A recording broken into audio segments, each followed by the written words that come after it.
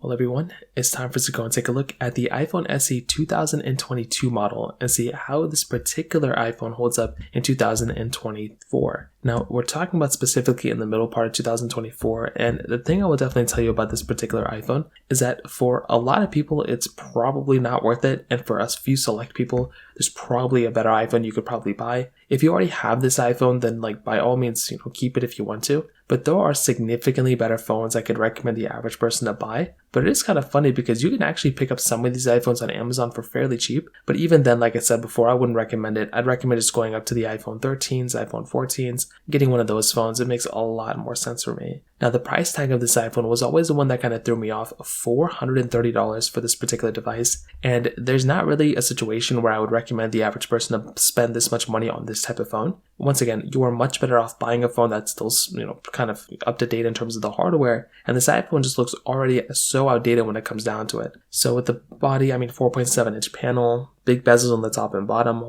basically the home button at the front. It's a very outdated device, and it just looks like an iPhone 8, which looks like the iPhone 6, which kind of look like the iPhone 5. There just isn't really that big of a point of picking up an iPhone like this in my personal opinion. You are getting curved sides on it, feels kind of nice, a lightning port at the bottom, glass back with a single camera setup, and overall this is not a phone that I'd look at and be happy with the way the layout is. It's a very, very, very outdated looking phone. And like I said, just doesn't make a lot of sense to go and buy it. So because of that, I'd recommend purchasing some other phones, like I mentioned before, like the iPhones, like the iPhone 13 or 14. Now, on top of that, some other things to keep in mind. This phone is still giving you software support, and it did just get iOS 18, and I was able to finally install iOS 18 on this particular iPhone. And honestly, it's not really that terrible of an experience. I think Apple, once again, did a decent job with this particular phone, which I love seeing, but that's from the software side. Software is going to be there on basically every single phone. With a phone like this, you're basically going to be getting the same type of experience that you're going to be getting on all the other phones as well. And I will tell you in a lot of different ways, you're going to be getting somewhat of a limited type of experience on this type of device too, because you're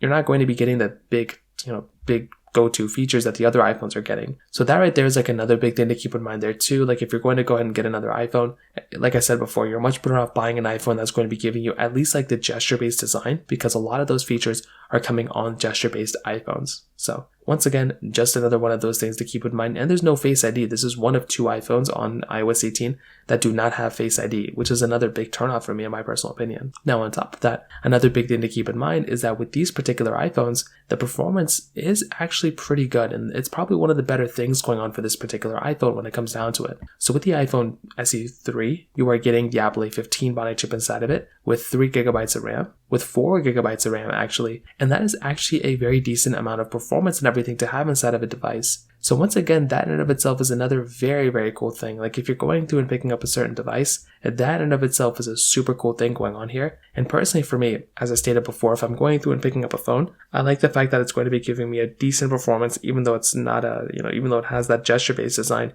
rather than the other, full-on, home button design that this thing has. So overall, what I'll tell you is I definitely do think the iPhone SE 3 is still worth buying, for very, very few amount of people, but I just don't think it's a good phone. And I think you're much better off purchasing phones that are still going to be giving you a better experience, like the iPhone 13 and 14. So in terms of that kind of covers it up here. If you have any other thoughts or questions, let me know in the comment section below. Hit the like button, that would mean so much, but definitely hit that subscribe button. More importantly than everything else, I love every single one of you guys. Hopefully I'll catch you guys in the next video. Peace out till then.